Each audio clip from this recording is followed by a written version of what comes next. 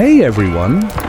Tonight, we're not just stepping into history, we're stepping into the cold, into a Paris that most people never picture, not the glittering city of light, but one of frost, breath, and silence. Imagine the Seine frozen solid, barges trapped midstream like ghosts beneath the bridges, the air so sharp it burns your lungs. The only warmth in the streets comes from the breath of horses, the glow of bakers' ovens, and the small, stubborn flames that flicker in dark rooms where families whisper through the long nights. This was a time when the city itself seemed to sleep, wrapped in snow and smoke, where hunger echoed in every alley and the sound of church bells was swallowed by fog. Every winter tested not just the body, but the soul. It was the season that made Parisians remember how fragile life truly was, and how much strength could be found in the simplest thing: a loaf of bread, a shared fire, a hand held through the dark.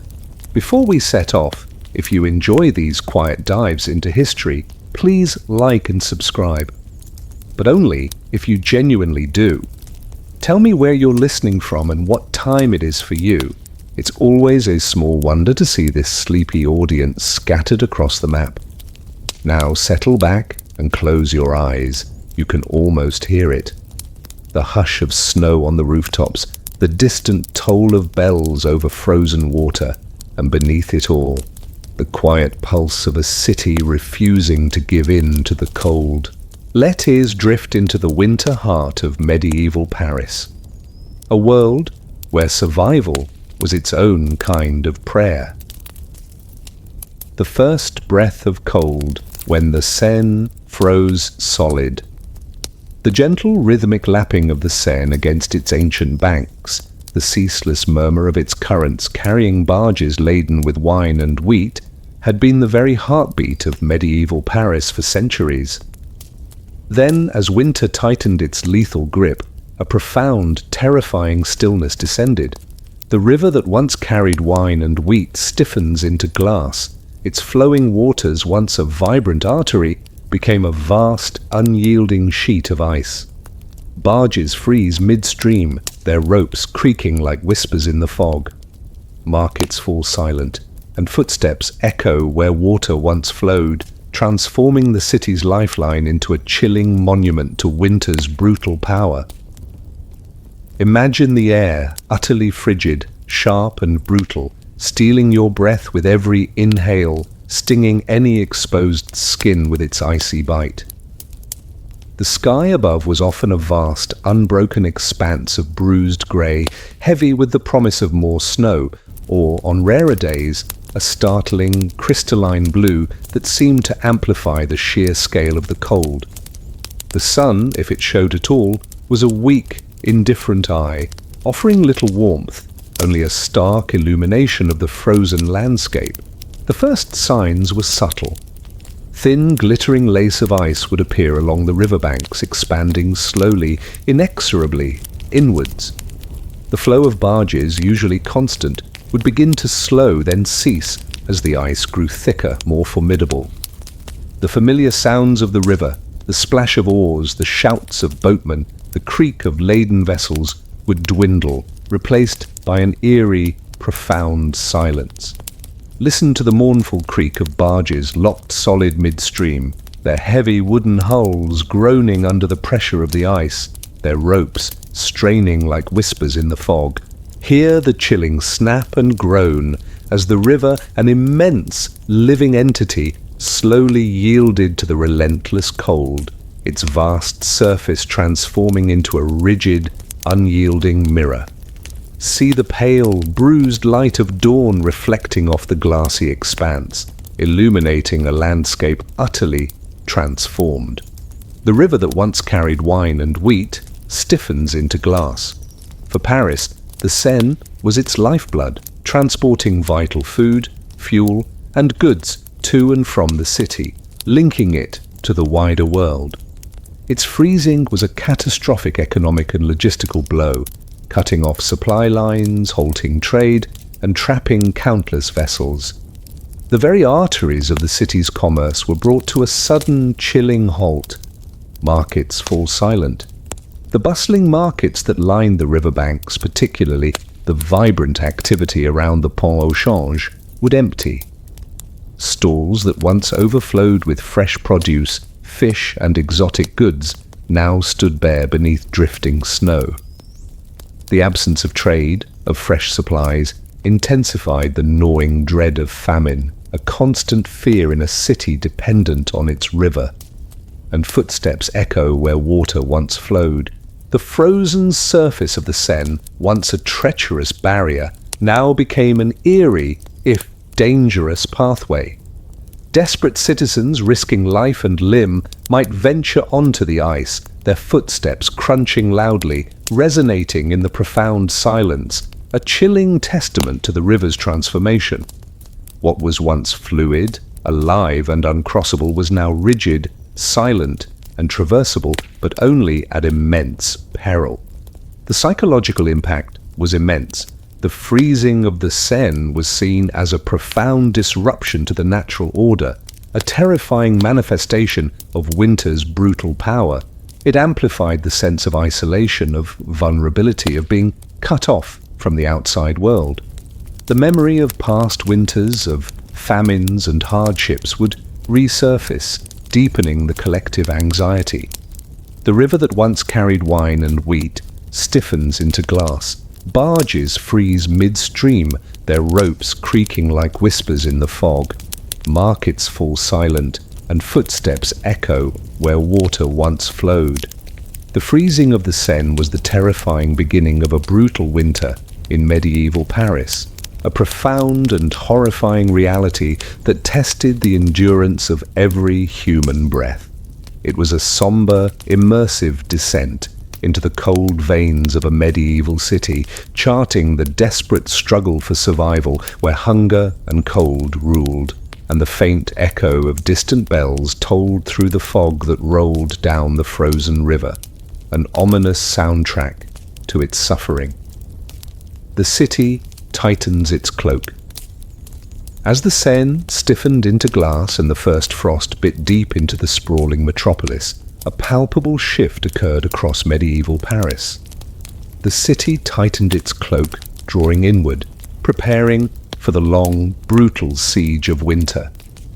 From the poorest, most crowded alleyways of the left bank to the magnificent hallowed halls of Notre Dame, everyone felt the same sharp air, a cold that seeped through wool, through thick stone walls, through sleep itself, transforming the very fabric of urban life into a grim act of collective endurance against an overwhelming, pervasive chill.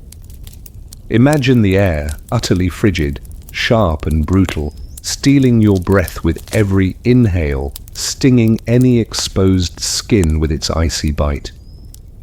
The sky above was often a vast, unbroken expanse of bruised grey, heavy with the promise of more snow, pressing down with a suffocating weight. The sun, a weak, indifferent eye, offered little warmth, only a stark illumination of the frozen landscape.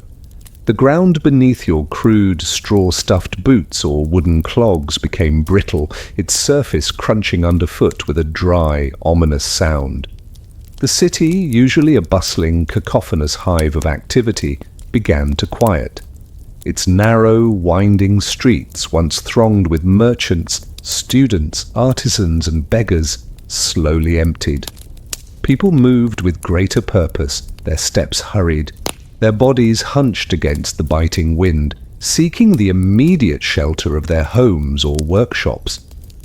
The vibrant clamour of Parisian life was muted, replaced by an eerie stillness, broken only by the mournful creak of frozen structures or the distant toll of a church bell.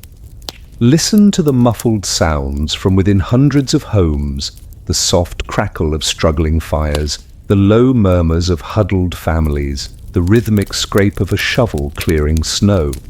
Hear the whistle of icy winds, sweeping through the narrow alleys, probing cracks in timbered walls, finding its way into every unsealed opening. See the dense clusters of houses, their roofs now draped with a thick blanket of snow, their chimneys emitting thin, struggling plumes of wood smoke, tiny declarations of enduring life against the vast, consuming cold. From the poorest alley to the halls of Notre Dame, everyone feels the same sharp air, a cold that seeps through wool, through walls, through sleep itself. In the crowded, unsanitary tenements of the Saint-Denis quarter, families would huddle in single rooms, their breath misting in the frigid air, their meagre fires offering only localized warmth. In the grand stone houses of the nobility, and even within the magnificent yet unheated Cathedral of Notre Dame, the cold permeated, chilling the very stone, reminding all of winter's indiscriminate power. The cold was insidious. It seeped through layers of thick woolen clothing, penetrated the thick mud or stone walls of dwellings, and clung to every exposed surface. It found its way into beds, into dreams, making sleep shallow, restless, and constantly interrupted. The constant battle against hypothermia, against frostbite, against the insidious numbness that could lead to death. These were constant, gnawing anxieties that permeated every waking hour and haunted every restless sleep. The psychological toll was immense. The sense of isolation, of being cut off from the outside world by the frozen river and the impassable roads, amplified despair. But in its profound stillness, there was also a quiet, almost sacred intimacy, a shared understanding of enduring hardship, a deep connection to the beating heart of their own small family or community. The city tightens its cloak, drawing inward, preparing for the long, brutal siege of winter. The city tightens its cloak was a profound, terrifying reality for medieval Paris in winter, a chilling testament to the cold that tested the body. It was a somber, immersive descent into the cold veins of a medieval city, charting the desperate struggle for survival, where hunger and cold ruled, and the faint echo of distant bells tolled through the fog that rolled down the frozen river, an ominous soundtrack to its suffering. Roofs of snow and chimneys of smoke, as the medieval winter clamped its lethal grip upon Paris, silencing the Seine and chilling the very stone of the city, its familiar silhouette transformed. The skyline of medieval Paris became a vast, undulating sea of frost, a stark, breathtaking tableau of a world under siege.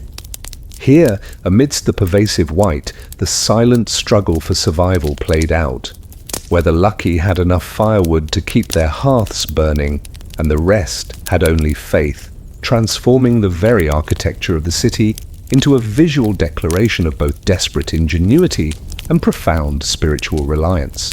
Imagine the air, utterly frigid, sharp and brutal, stealing your breath, thick with the pungent aroma of wood smoke, mingled with the earthy scent of frozen ground and the subtle tang of human presence. The sounds were no longer the simple chatter of a town. They included the mournful creak of frozen timber, the whisper of icy wind sweeping across the rooftops, and the profound, almost eerie silence of a city brought to a halt. Frosted walls glimmered in the weak daylight, reflecting the vast, white expanse above.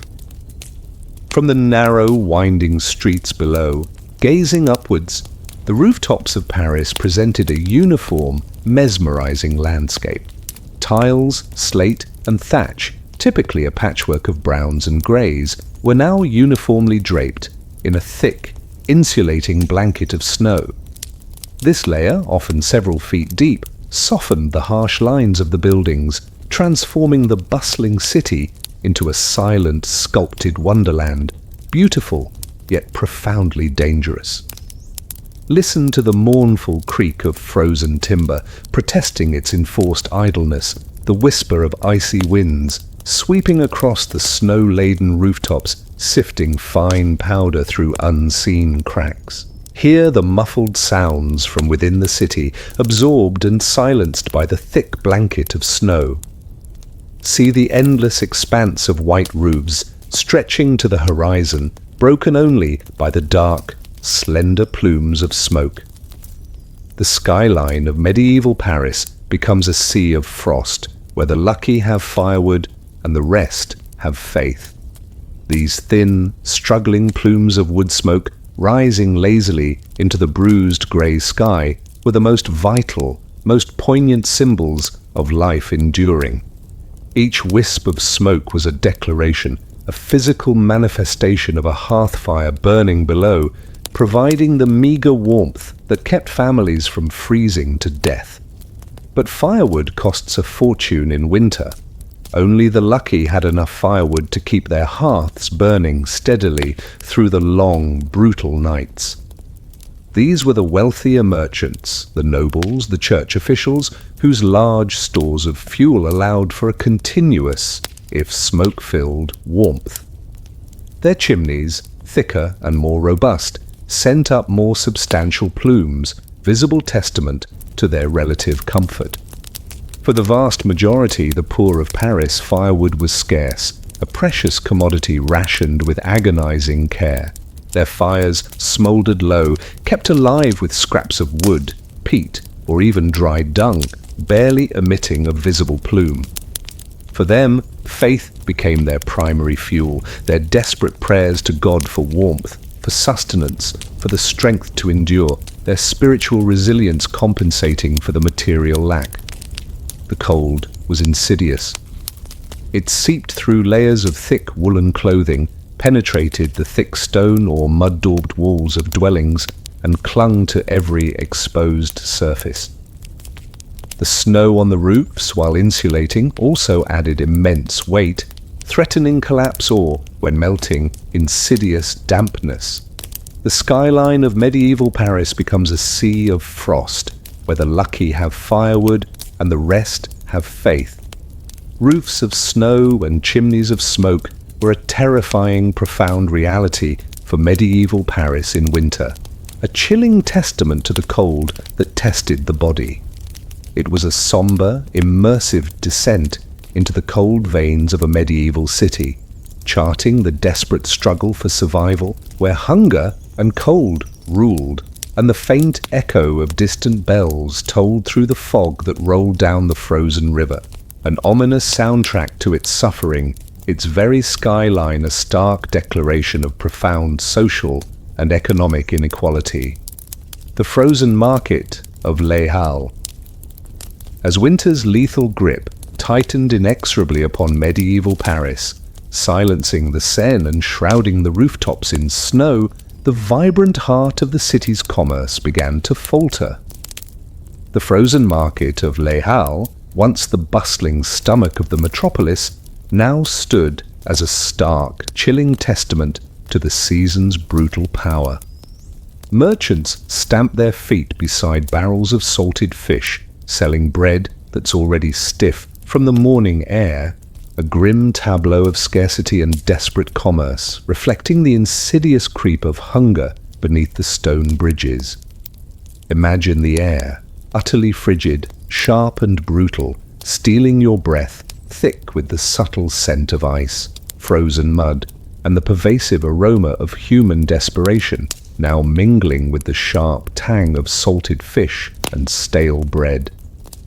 The sounds were no longer the simple chatter of a thriving marketplace.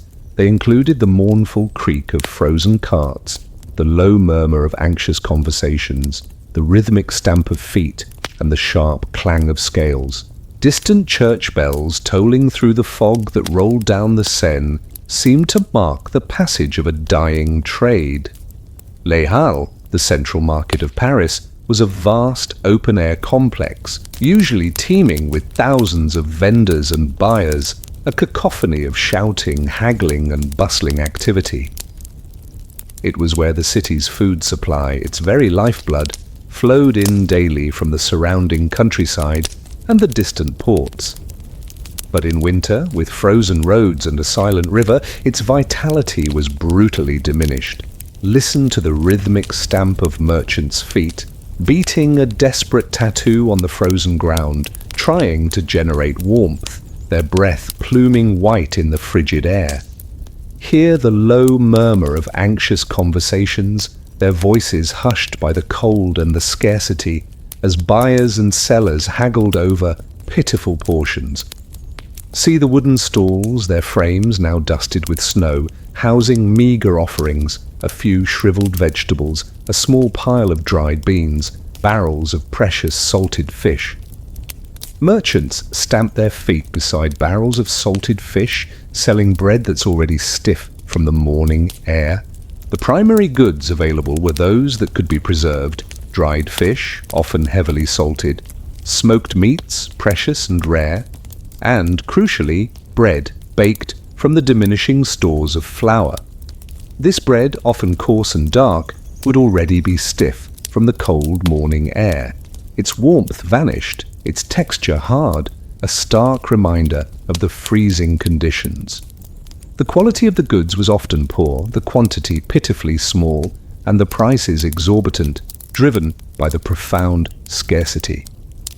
For the average Parisian already struggling with the cold, affording even these basic necessities became an immense challenge, forcing agonizing choices between food and fuel.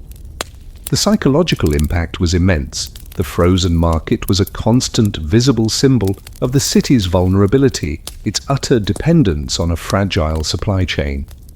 It amplified the sense of profound helplessness, deepening the fear of famine, of the cold reality that even money could not buy what simply did not exist. The sheer emptiness of the vast market, once so full of life, was haunting. Its deserted spaces echoed with an unnatural stillness, broken only by the sounds of the wind, the rats, and the desperate commerce. The cold, relentless, and unforgiving permeated every transaction, every breath. Merchants stamped their feet beside barrels of salted fish, selling bread that's already stiff from the morning air. The frozen market of Les Halles was a terrifying, profound reality in medieval Paris in winter, a chilling testament to the cold that tested the body. It was a somber, immersive descent into the cold veins of a medieval city, charting the desperate struggle for survival, where hunger and cold ruled, and the faint echo of distant bells tolled through the fog that rolled down the frozen river, an ominous soundtrack to its suffering, its very heart frozen still. The silence after sunset. As the weak, indifferent sun finally dipped below the frozen horizon, casting the sky in bruised hues of purple and grey, a profound transformation descended upon medieval Paris. The daytime struggles of cold markets and frozen rivers gave way to an even deeper, more pervasive reality. The silence after sunset was absolute. When darkness comes, the city shrinks inward, candles burn low. The only sound left is the slow crack of ice beneath the bridges, transforming the vibrant metropolis into a ghost town, a fragile, terrified entity bracing for the lethal grip of the night. Imagine the air utterly frigid, sharp and brutal, stealing your breath, thick with the pungent aroma of wood smoke, sewage, and the subtle tang of human apprehension. The sounds were no longer the rhythmic stamp of merchants' feet. They included the low murmur of hushed voices from within homes, the gentle crackle of a dwindling fire, and then, piercing all, the chilling crack of ice. Fog rolling through deserted towns intensified the chilling atmosphere, shrouding the city in a veil of profound dread. The transition from dusk to full darkness was swift, a brutal, almost instant plunge into oblivion. The few intrepid souls who had ventured out for last-minute errands would hurry back to their homes, their steps quick and purposeful. Doors, already thick and sturdy, would be heavily barred, windows shuttered tight, turning each dwelling into a tiny, fragile fortress against the immense cold and the terrors that the night brought. Listen to the low murmur of hushed voices from within homes, their sounds barely audible, as families gathered close by their hearths, their fear palpable. Hear the gentle crackle of a dwindling fire, its warmth fading, its light receding. See the flickering glow of precious tallow candles, their flames burning low, casting dancing shadows on frosted walls, symbols of a desperate, fleeting comfort. When darkness comes, the city shrinks inward, the vast, sprawling metropolis, usually a hive of activity, now contracted, its life force drawing back into the confined spaces of individual homes. The narrow, winding streets, once thronged with people, became eerily empty, treacherous in the absolute blackness, their cobblestones slick with ice. Candles burn low. Artificial light was a precious commodity, rationed with agonizing care. A single tallow candle, its smoky flame struggling against the cold, might burn for a brief period after the evening meal, allowing for a few moments of mending or prayer. But its precious light was not to be wasted. It would soon be snuffed, plunging the home into near absolute darkness, illuminated only by the dying glow of banked embers. The only sound left is the slow crack of ice beneath the bridges. The freezing of the Seine was a catastrophe, but its frozen surface became a new, terrifying soundscape. Beneath the ancient stone arches of the Pont Neuf, or the Pont au Change, where water once flowed, the immense sheet of ice would groan, shift, and crack with a slow, resonant sound, a chilling symphony that echoed the profound stillness of the city, a constant reminder of winter's unyielding power. The psychological impact was immense. The pervasive darkness, the profound silence, the relentless cold. These conspired to amplify every fear of hunger, of sickness, of thieves, of malevolent spirits. Sleep, if it came, was shallow, restless, punctuated by anxiety and the chilling sounds of the frozen river. When darkness comes, the city shrinks inward, candles burn low. The only sound left is the slow crack of ice beneath the bridges. The silence after sunset was a terrifying, profound reality in medieval Paris in winter, a chilling testament to the cold that tested the body. It was a somber, immersive descent into the cold veins of a medieval city, charting the desperate struggle for survival, where hunger and cold ruled, and the faint echo of distant bells tolled through the fog that rolled down the frozen river, an ominous soundtrack to its suffering, its very heart, frozen still. Hunger, smoke, and stone. The poor of Saint-Denis Quarter. As the Parisian winter tightened its lethal grip, silencing the Seine and freezing the markets, the city's inherent inequalities became brutally stark. Far from the grand stone houses of the wealthy, in the labyrinthine alleys of the Saint-Denis Quarter, the poor endured a different, more desperate struggle. Families huddled in single rooms beneath leaking roofs, their breath turning to frost as they whispered stories to keep warm. A chilling tableau of profound privation, where the elements combined with systemic poverty to wage a relentless war against human life. Imagine the air inside a cramped, single room, thick with the earthy scent of damp mud, decaying straw, and the pervasive aroma of human presence, mingled with the acrid fumes of a struggling fire. The sounds were no longer the simple chatter of a family. They included the low murmurs of fear and cold, the soft crackle of a dwindling fire, the rhythmic drip of water from a leaking roof, and the persistent shiver of tiny bodies. Snow muffling every sound outside only amplified the quiet suffering within. The Saint-Denis Quarter, like many others outside the city's richer core, was home to the vast majority of Paris's impoverished population. Their dwellings were typically small, crudely built, and densely packed tenements, flimsy wooden structures, or single-room cottages with mud-daubed walls and poorly thatched roofs. These homes offered minimal defense against the brutal cold. Listen to the rhythmic drip of water from a leaking roof, a constant, mournful sound, as melting snow or freezing rain found its way through gaps in the decaying thatch, forming small puddles on the earth floor. Hear the low murmurs of families huddled together, their voices hushed by cold and fatigue, whispering stories to keep warm, weaving tales of past summers, of mythical heroes or of simple, everyday hopes, a desperate attempt to distract from the pervasive misery. Families huddle in single rooms beneath leaking roofs, their breath turning to frost as they whisper stories to keep warm. The extreme cold permeated these dwellings. Inside, the air was often so frigid that human breath would plume in visible clouds, mingling with the thick, acrid smoke from a struggling fire.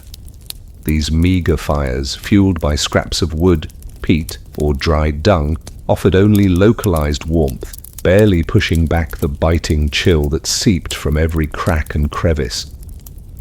The sleeping arrangements were communal, a desperate huddle of bodies on straw-filled pallets, covered by thin, worn blankets. The dampness from the leaking roof, the cold from the earthen floor, the constant hunger, these combined to make sleep shallow, restless, and utterly exhausting. Illness spread rapidly in such unsanitary conditions, claiming the weak with merciless efficiency. The psychological toll was immense. The constant struggle against cold and hunger, the pervasive dampness, the lack of light, the profound sense of hopelessness, these eroded both physical and mental fortitude. But in their shared suffering, in their whispered stories, in their communal huddle, there was also a profound, if fragile, resilience, their breath turning to frost as they whisper stories to keep warm.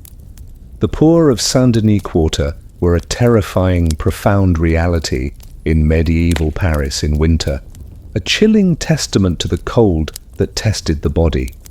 It was a somber, immersive descent into the cold veins of a medieval city, charting the desperate struggle for survival where hunger and cold ruled, and the faint echo of distant bells tolled through the fog that rolled down the frozen river, an ominous soundtrack to its suffering, its very heart frozen still, but beating with the quiet strength of collective endurance.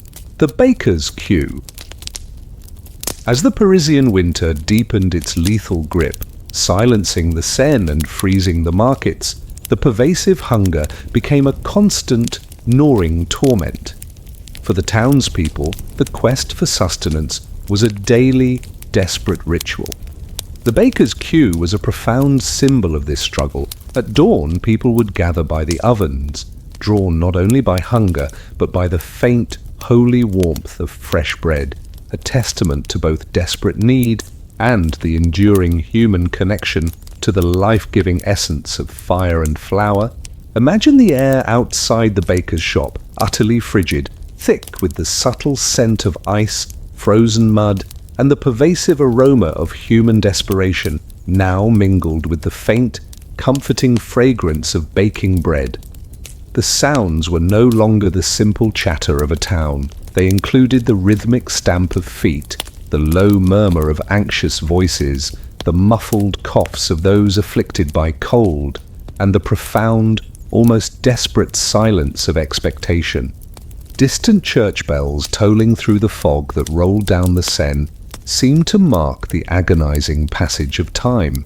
From before dawn, even in the coldest hours of the winter morning, a line would begin to form outside the baker's shop.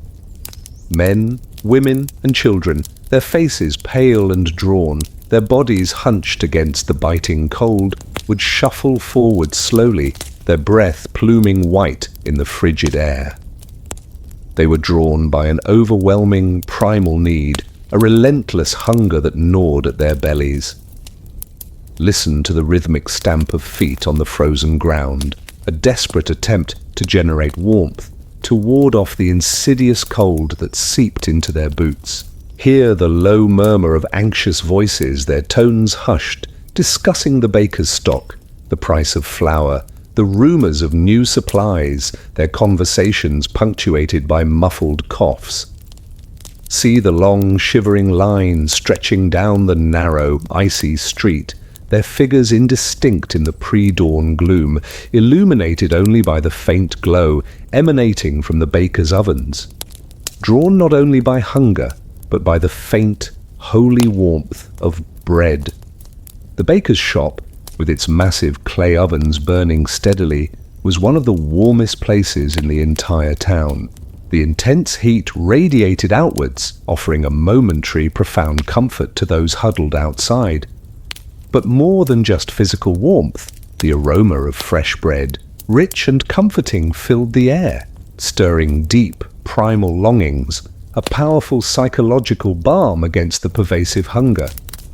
Bread was more than just food, it was sacred.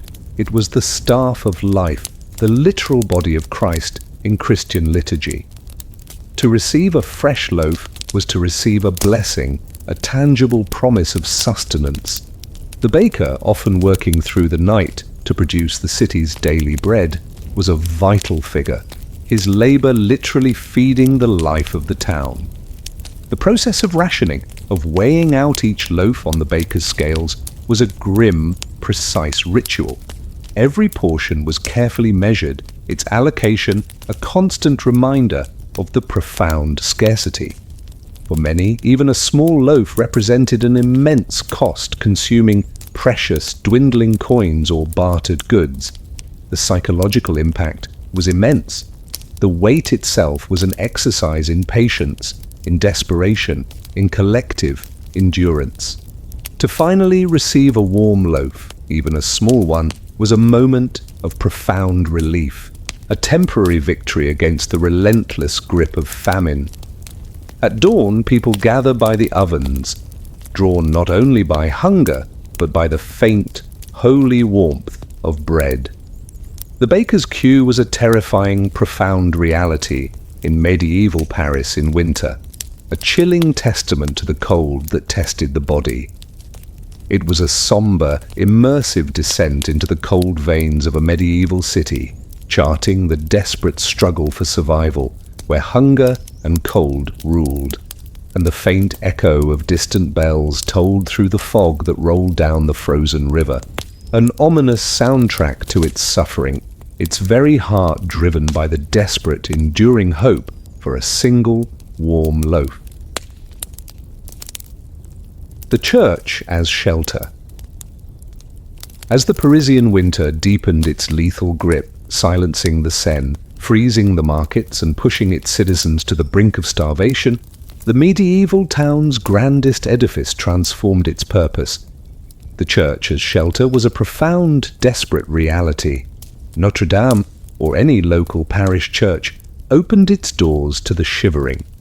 The floor was cold stone, its vast interior perpetually frigid, but the countless candles burned bright, offering a fragile warmth, a psychological sanctuary, and a testament to unwavering faith amidst overwhelming cold, hunger, and profound despair.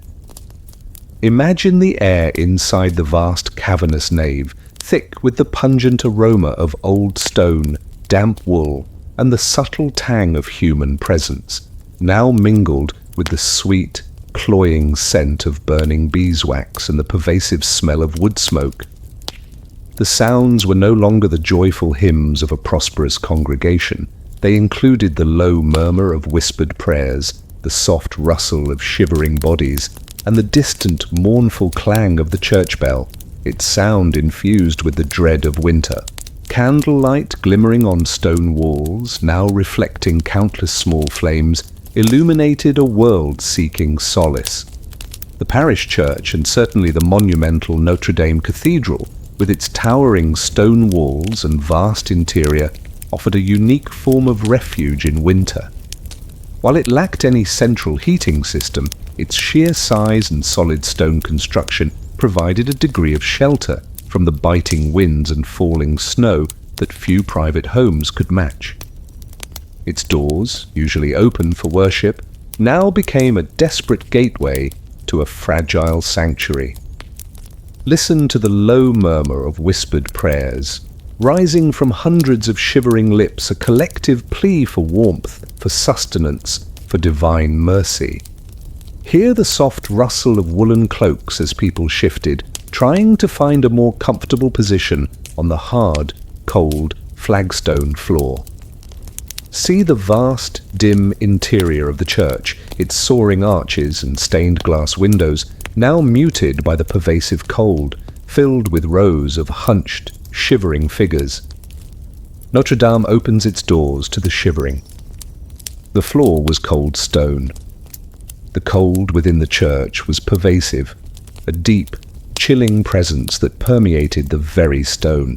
Your breath would plume white in the frigid air, mingling with the visible exhalations of hundreds of others. The flagstone floor, perpetually icy, offered no physical comfort, only a hard, unyielding surface for rest.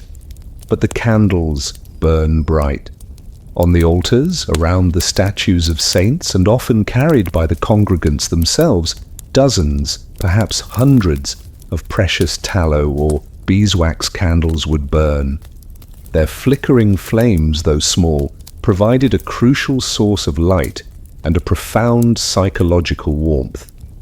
Their combined glow pushed back the overwhelming darkness, offering a visible symbol of enduring faith, a fragile beacon against the gloom.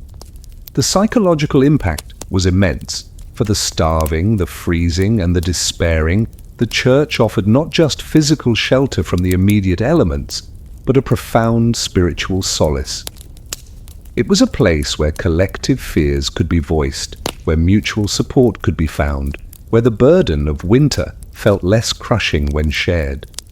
The warmth of faith, amplified by the flickering candlelight, provided a crucial, if intangible, comfort.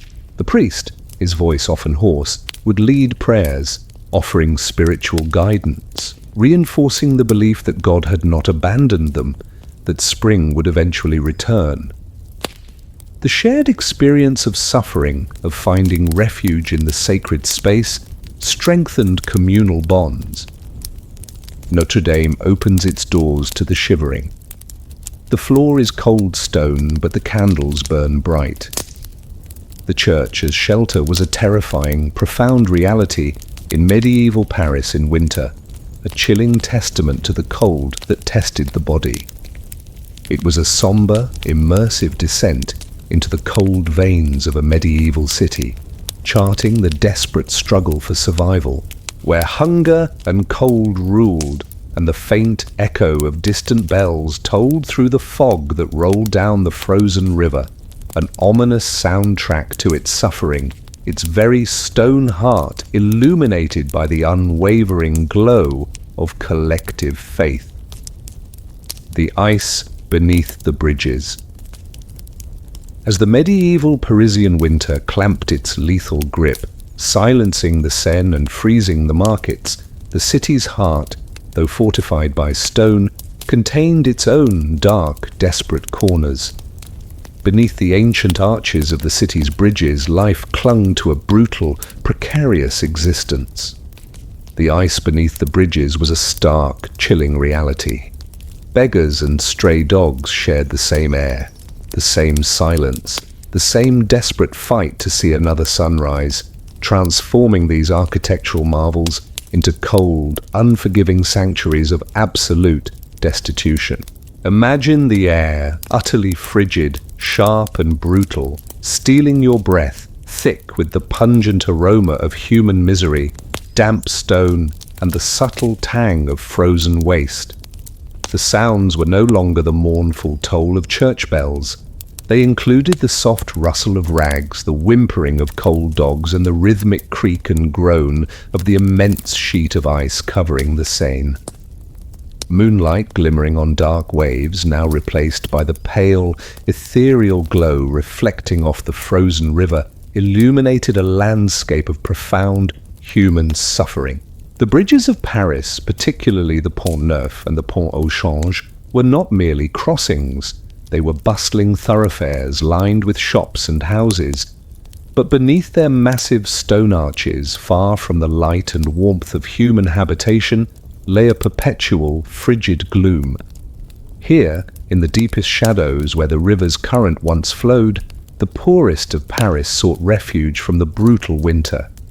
Listen to the soft rustle of rags as desperate figures, huddled together for warmth, shifted on the cold, damp ground. Hear the faint, mournful whimpering of stray dogs, their bodies thin and shivering, seeking what little warmth they could find beside human companions.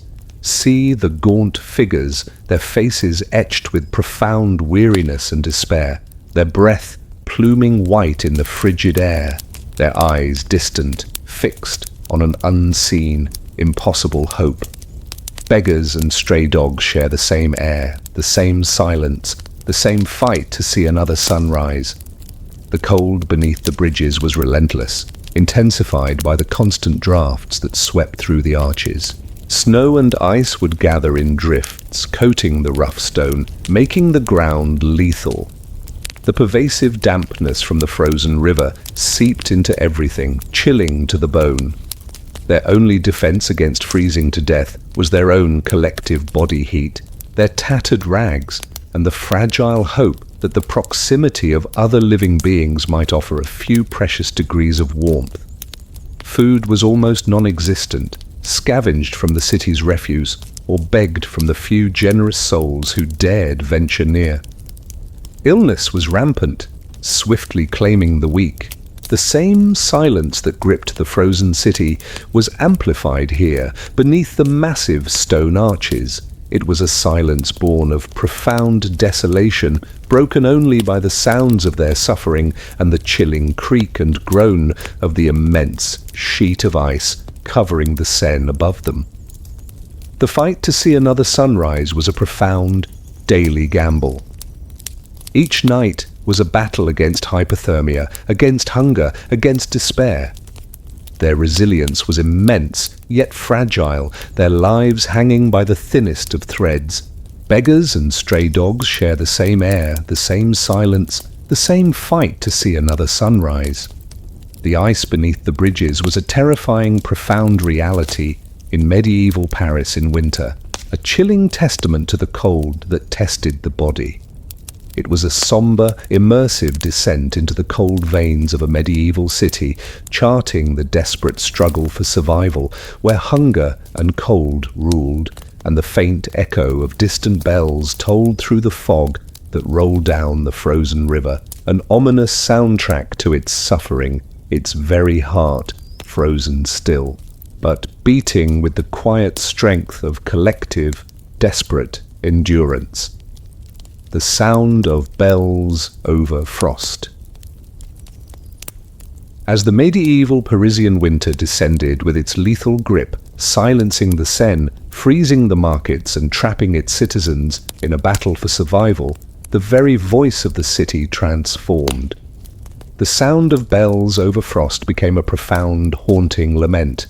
Even the great bells of Paris seemed slower in winter, their sound softened by mist, their echo carrying over fields of snow, defining the terrifying new reality, transforming the vibrant clamor of the city into a chilling soundtrack of widespread suffering and pervasive fear. Imagine the air, utterly frigid, sharp and brutal, stealing your breath, thick with the subtle scent of ice, frozen earth, and the pervasive aroma of human desperation. The sounds were no longer the simple chatter of a town. They included the low moans from within homes, the desperate cries of families, and the pervasive mournful clang of the church bell. Fog rolling through deserted towns intensified the chilling atmosphere, shrouding the pervasive tolling in a veil of dread. The great bells of Paris, particularly those of Notre Dame, were the sonic heart of the city. They marked the passage of the hours, summoned citizens to mass, celebrated births and weddings, and tolled for deaths. Their powerful resonance, usually clear and far-reaching, was a familiar, comforting part of daily life. But in winter, their voice was subtly, profoundly altered. Listen to the solitary, deep clang that would pierce the heavy silence. Then, after a long, agonizing pause, another, and another, slow, deliberate. Each sound vibrated through the very earth, penetrating the thick walls of your cottage, gripping your heart with a cold, unrelenting dread. The bell now was almost singularly a count of the dead, a hammer blow, each strike a direct announcement of another life extinguished. Even the great bells of Paris seemed slower in winter, their sound softened by mist. The pervasive cold and the thick blanket of snow acted as a profound acoustic dampener, absorbing and muffling the bell's usual resonance. The mist and fog, which often rolled down the Seine and enveloped the city, further softened its sound, making it seem distant, ethereal, almost ghostly. The rhythm too seemed to slow, perhaps reflecting the exhaustion of the bell ringers or the sheer drawn-out agony of winter itself, their echo carrying over fields of snow. The sound, softened by the elements, would carry further over the vast, unbroken expanse of snow that blanketed the surrounding countryside, a mournful lament stretching across miles of frozen silence. It was a sound that connected the suffering within the city to the desolation of the outside world, a pervasive, chilling reminder of death's omnipresence. The village priest, or his designated bell ringer, bore the grim weight of his duty. He knew the specific rhythms and patterns of the tolls, the silent code that conveyed the nature of the warning. 3 swift, short tolls for a child, 9 for an adult, a more frantic pealing for multiple deaths, for a whole family suddenly gone. But in winter, death was so constant, so overwhelming, that the bell often tolled, almost continuously, its rhythm a grim counterpoint to the town's suffering. The psychological toll was immense. The constant, audible reminder of death eroded hope, amplified despair, and intensified the sense of profound helplessness. The bell became inextricably linked with terror, its softened sound a harbinger of fresh sorrow, of lives extinguished without mercy, often not by plague, but by the slow, agonizing grip of hunger and cold. Even the great bells of Paris seemed slower in winter, their sound softened by mist, their echo carrying over fields of snow. The sound of bells over frost was a terrifying, profound reality in medieval Paris in winter, a chilling testament to the cold that tested the body. It was a somber, immersive descent into the cold veins of a medieval city, charting the desperate struggle for survival, where hunger and cold ruled, and the faint echo of its tolling forever haunted the memory of empty streets and silent prayers, transforming the very voice of the city into a chilling soundtrack of widespread mortality. The hidden struggles of a frozen city, the water seller's trade, ends. As medieval Paris plunged into the lethal grip of winter, freezing the Seine and silencing its bustling markets, the very elements of life turned against humanity. Water, as vital as food, became a treacherous, unyielding adversary, and for those who earned their precarious living from its flow, a livelihood simply vanished. The water seller's trade ends was a profound, chilling symbol of this crisis.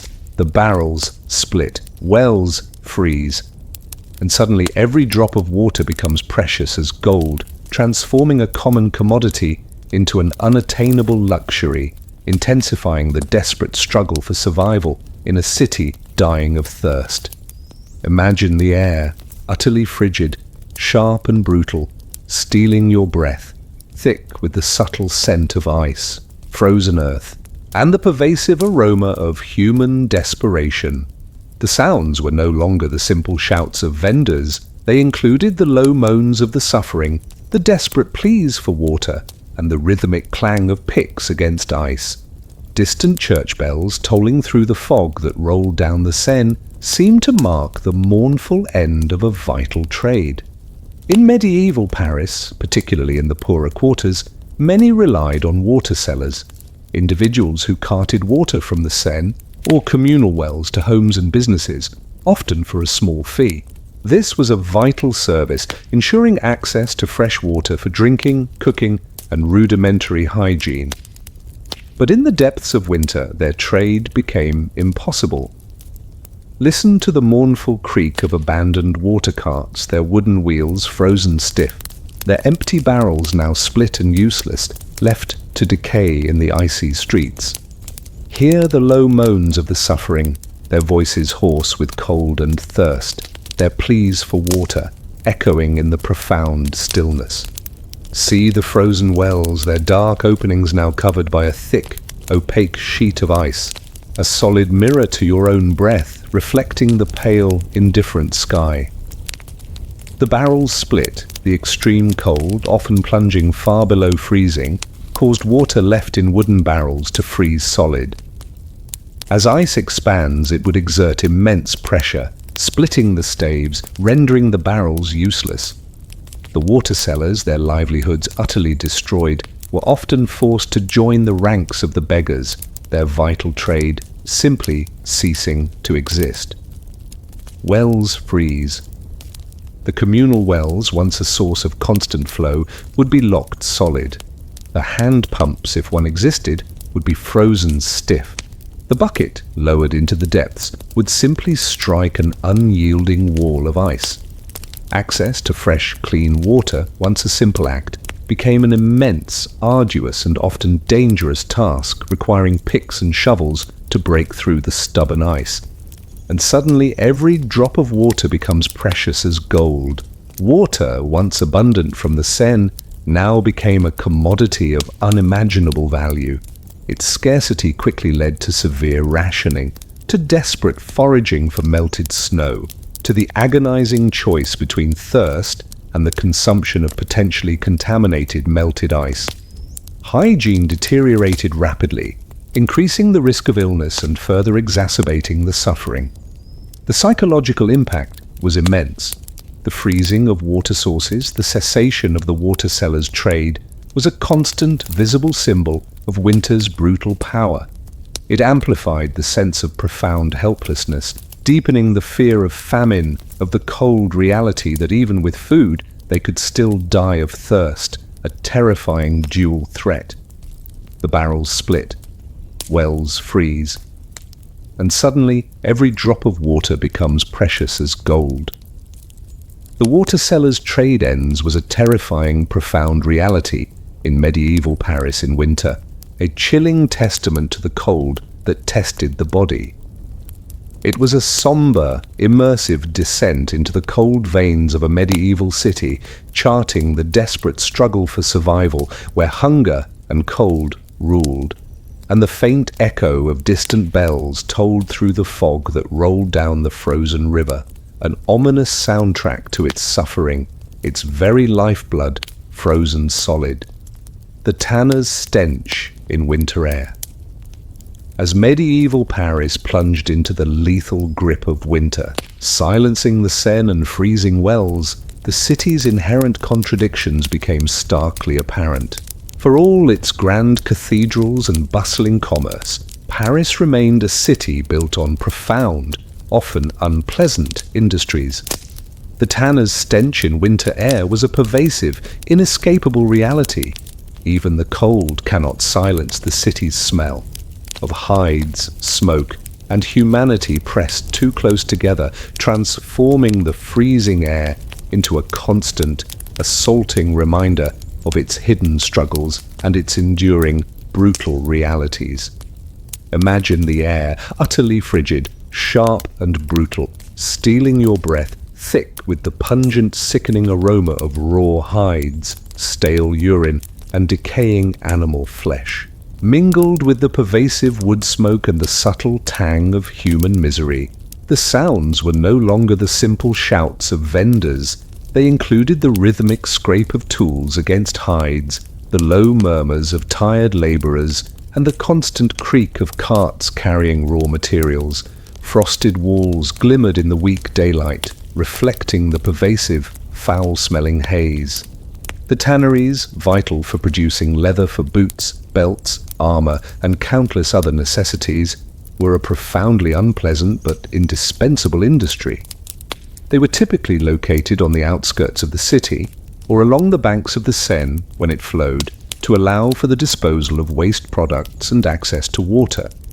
The process of tanning involved soaking hides in vats of urine, lime, and bark tannins for weeks or months, a process that generated an intensely foul, pervasive stench. Listen to the rhythmic scrape of tools against raw hides as laborers meticulously cleaned and stretched them. Hear the low murmurs of tired tanners, their faces grimed, their hands raw, working tirelessly in the cold, their breath pluming white. See the massive vats filled with foul-smelling liquids, their surfaces often rimed with ice, their contents slowly transforming raw skins into durable leather. Even the cold cannot silence the city's smell of hides, smoke, and humanity pressed too close together. The freezing temperatures which dulled many aromas seemed only to intensify the tanner's stench, carrying its pungent, sickening odor far across the city. This pervasive smell, mingled with the ubiquitous wood smoke from countless chimneys and the subtle tang of human waste from overcrowded streets, became the defining aroma of medieval Paris in winter. The psychological impact was immense. The stench was a constant, assaulting reminder of the city's harsh realities, its profound lack of sanitation, its reliance on industries that generated profound unpleasantness. It underscored the profound contrast between the idealized image of a grand medieval city and the brutal realities of daily life for its inhabitants. The presence of humanity pressed too close together further exacerbated the smells. In crowded tenements, with poor ventilation and inadequate sanitation, the intimate aromas of unwashed bodies, stale food, and human waste mingled to create a stifling, unpleasant atmosphere that even the cold could not entirely dissipate. The hidden struggles of a frozen city were numerous, and the tanner's trade, however vital, contributed profoundly to its pervasive discomfort. The cold, relentless and unforgiving, permeated every aspect of life, but it could not silence the city's enduring visceral smell. Even the cold cannot silence the city's smell ignited of hides, smoke, and humanity pressed too close together. The tanner's stench in winter air was a terrifying, profound reality in medieval Paris in winter, a chilling testament to the cold that tested the body. It was a somber, immersive descent into the cold veins of a medieval city, charting the desperate struggle for survival where hunger and cold ruled, and the faint echo of distant bells tolled through the fog that rolled down the frozen river, an ominous soundtrack to its suffering, its very air thick with the unyielding aromas of its harsh existence. The midwives walk through snow. In the brutal, unforgiving grip of a medieval Parisian winter, where the cold was lethal and death an intimate, constant visitor, the journey of childbirth was one of the most perilous a woman could undertake. With no physicians to call upon, the midwife, often the sole beacon of hope, bore an immense burden. The midwife's walk through snow was a profound, courageous ritual. When a child is born in winter, it is both miracle and risk. And the midwife walks through frost with her breath like prayer, a silent, solitary testament to her unwavering dedication and profound skill, navigating the treacherous city to mediate life against overwhelming odds. When a child is born in winter, it is both miracle and risk. Imagine the air, utterly frigid, sharp and brutal, stealing your breath, thick with the subtle scent of ice, frozen mud, and the pervasive aroma of human desperation. The sounds were no longer the simple shouts of vendors. They included the muffled crunch of footsteps on fresh snow, the distant cries of a woman in labor, and the rhythmic creak of a distant well's pulley. Distant church bells tolling through the fog that rolled down the Seine seemed to mark the agonizing passage of a perilous night. The call would come in the deep of night, a frantic, hushed knock on the door of the midwife's humble dwelling. A desperate husband or a terrified neighbor, their face gaunt with fear and cold, would plead for her help. The mother-to-be was in labor, and in winter this was the most terrifying of all events. Listen to the muffled crunch of the midwife's footsteps on fresh snow, each step careful, deliberate, as she traversed the dark, icy streets of Paris. Hear her own breath pluming white in the frigid air, each exhale a silent prayer for strength, for guidance, for safe passage. See her figure, hunched against the biting wind, wrapped in her thickest cloak, carrying her small bag of herbs and clean cloths, a solitary beacon of hope against the overwhelming darkness. The perils of childbirth in medieval times were immense, intensified by the lethal cold. Infection, hemorrhage, prolonged labor. These were common killers, often claiming both mother and infant. The midwife knew these dangers intimately. Her knowledge, passed down through generations, was the only barrier against a swift, brutal end. Her walk through frost with her breath-like prayer was a profound act of courage and compassion. The streets were treacherous, slick with ice, buried under deep snow. The cold was lethal, threatening frostbite and hypothermia. The journey itself was a test of her own endurance, but she would not falter. Her duty, her calling, was absolute. Upon arrival, she would take charge, her rough, cracked hands, though cold, moving with a surprising delicacy, her voice a low, constant presence of reassurance and instruction. She would bring her ancient wisdom, her practical skills, her unwavering calm to the tense, fear-filled hut. Her herbs of hope and healing, her murmured prayers, her experienced touch. These were the fragile shields against death. The psychological burden was immense. She carried the weight of 2 lives, sometimes 3, in her hands. She knew the immense risks, the high infant mortality, the constant possibility of losing both mother and child.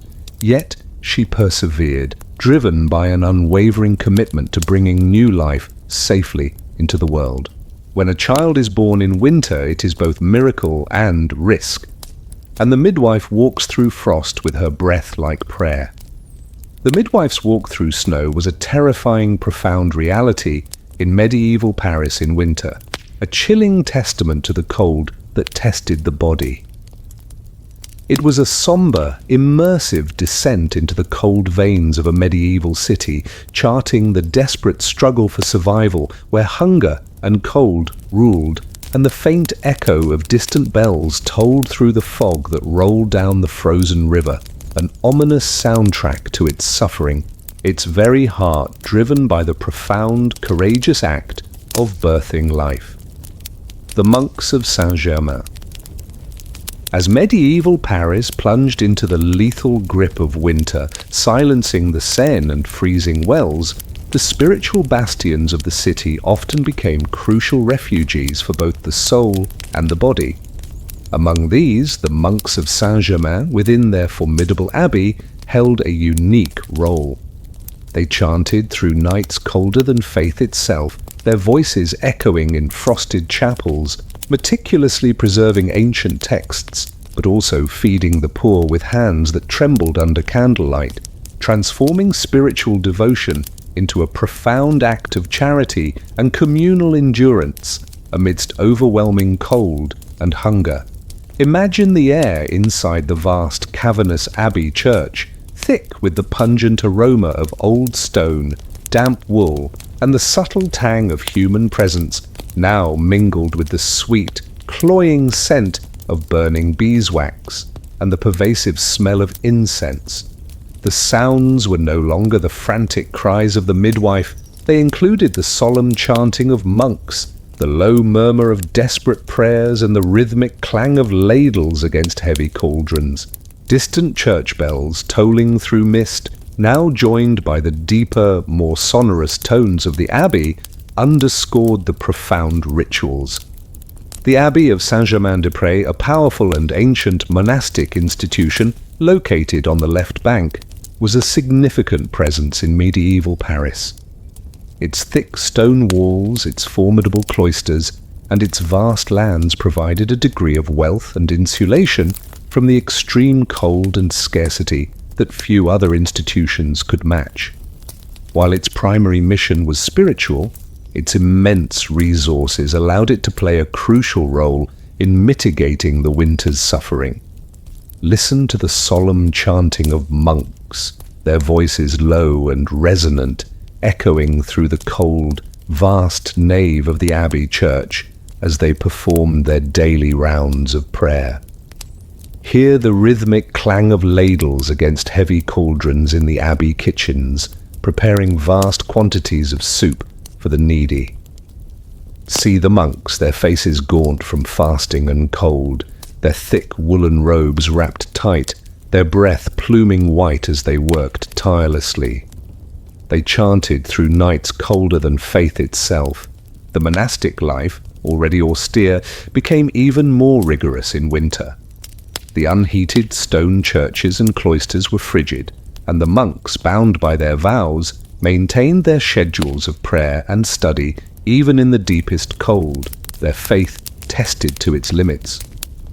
Their very endurance was a testament to their spiritual devotion, feeding the poor with hands that tremble under candlelight. Despite their own privations, the monastic rule of charity compelled them to open their doors to the starving. Long lines of desperate beggars and impoverished townsfolk would gather at the abbey gates, waiting patiently for the distribution of alms. The monks, their hands trembling from cold and exhaustion, would ladle out thin soup or offer small pieces of black bread, their faces etched with a mixture of compassion and profound weariness.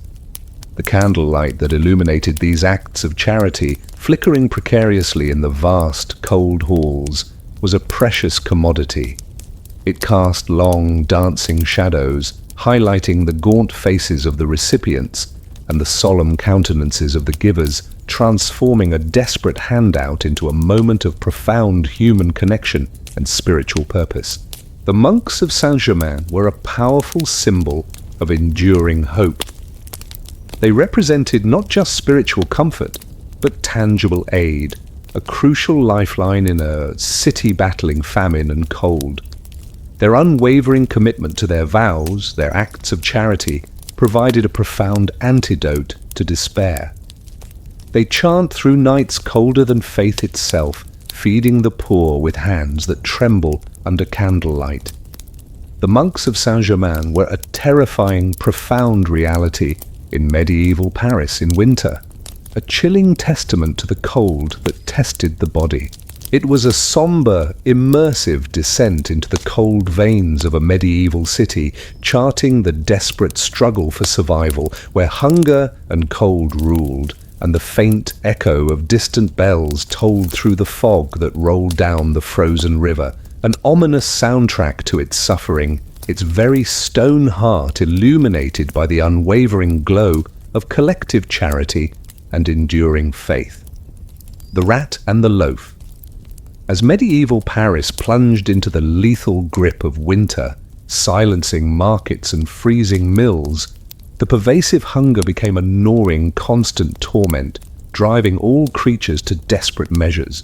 The rat and the loaf was a grim, pervasive reality. Even hunger has hierarchy. The rats eat first, their sleek, dark forms scurrying through the shadows, and the rest of the city waits its turn, a chilling tableau of profound scarcity that underscored humanity's vulnerability and the brutal, often unseen struggles for every precious crumb of sustenance. Imagine the air inside your humble cottage, thick with the earthy scent of mud brick, the pervasive aroma of wood smoke, and the subtle tang of human presence, now mingled with the sharp, acrid smell of rodent droppings and profound desperation. The sounds were no longer the low murmur of whispered prayers. They included the soft rustle of straw, the frantic scratching in the walls, and the terrifying silence of a family trying to guard its meager food. Candlelight shimmering on sacks of grain, now empty, illuminates a world where even the smallest creature becomes a formidable foe. Rats and mice were a ubiquitous presence in medieval towns, thriving in the unsanitary conditions, the narrow alleys, and the close proximity of human habitation. In winter, with outdoor food sources scarce, their hunger became even more desperate, driving them indoors, into homes, into granaries, into any place where food might be found. Listen to the frantic scratching in the walls, the soft rustle in the thatch above, the quick, nervous skittering of tiny feet across the packed earth floor. Hear the low, desperate grunts of a man roused from sleep, throwing a boot or a stick at an unseen shadow. See the sleek, dark form of a rat, its eyes gleaming faintly in the dim light, darting across the floor, its movements swift and cunning, always searching for food. Even hunger has hierarchy. The rats eat first. Despite all efforts, the rats, with their relentless cunning and their astonishing capacity for reproduction, would often find their way into the most carefully guarded stores. They would gnaw through sacks of grain, spoil precious flour, contaminate dried meats. Their presence was more than just a nuisance, it was a constant, insidious theft, directly depleting the already dwindling food supplies of starving families. The loaf of bread, whether black bread or thin gruel, was the very staff of life, laboriously acquired, meticulously rationed. To lose even a single piece to the rats was a profound tragedy, a direct threat to the family's survival. Vigilance was ceaseless, and ingenious methods, crude traps, hungry cats, if available, charms, even the presence of dogs, were employed to deter these insidious thieves. And the rest of the city waits its turn. The rats, thriving in conditions of profound scarcity, consumed what little was left, leaving humanity to grapple with an even deeper level of deprivation. Their sheer numbers, their relentless hunger, made them a formidable, almost unstoppable adversary. The psychological impact was immense. The presence of rats, their relentless scavenging, was a constant visible symbol of their profound vulnerability, their helplessness against the forces of nature, even at this smallest scale. It amplified the sense of profound disgust, despair, and the bitter knowledge that their very sustenance was being stolen by vermin. The rat and the loaf was a pervasive, fundamental reality in medieval Paris in winter, transforming a simple struggle for food into a chilling symbol of famine's grip. It was a calm, immersive descent into the cold veins of a medieval city, charting the desperate struggle for survival where hunger and cold ruled, and the faint echo of distant bells tolled through the fog that rolled down the frozen river, an ominous soundtrack to its suffering, its very heart driven by the desperate, brutal reality of profound scarcity, where even the smallest creature became a formidable foe. Fire and the fear of losing it, the wood shortage. As the brutal medieval winter clamped its lethal grip upon Paris, silencing the Seine, freezing mills and pushing its citizens to the brink of starvation, the very act of staying warm became a daily, desperate gamble. The wood shortage was a profound, pervasive fear. Paris burns faster than the forest can grow. Firewood costs a fortune, and many sleep beside embers instead of flame, transforming a fundamental necessity into an unattainable luxury, intensifying the chilling dread of hypothermia and the fear of losing the very heart of their homes. Imagine the air, utterly frigid, sharp and brutal, stealing your breath, thick with the subtle scent of ice, frozen mud, and the pervasive aroma of human desperation, now mingling with the acrid tang of thin wood smoke. The sounds were no longer the simple crackle of a roaring fire. They included the low murmur of anxious conversations, the rhythmic clang of picks against ice for frozen logs, and the profound, almost eerie silence of cold hearths. Distant church bells tolling through the fog that rolled down the Seine seemed to mark the mournful passage of dwindling fuel.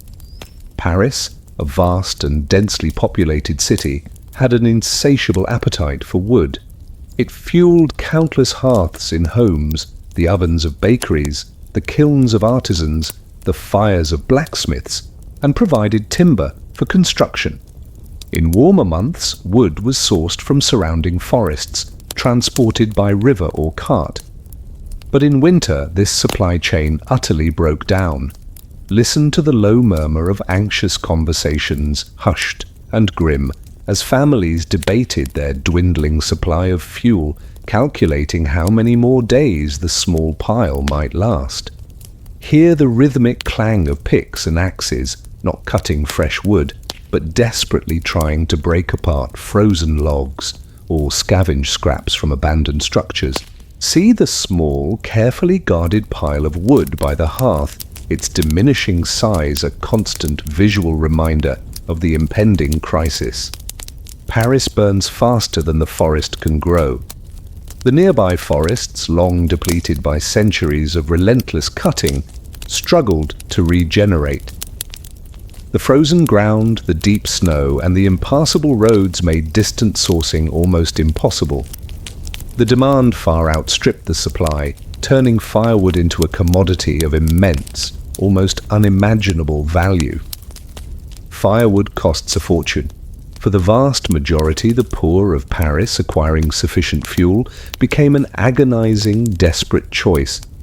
What few coins they possessed, or what meager goods they could barter, were often exchanged for tiny, inadequate bundles of wood, forcing them to choose between food and warmth, between a gnawing belly and freezing extremities. And many sleep beside embers instead of flame. To conserve their precious dwindling fuel, families would allow their fires to burn down to a low glow after the evening meal. The embers would be carefully banked, covered with ash, to preserve a fragile warmth for a few hours.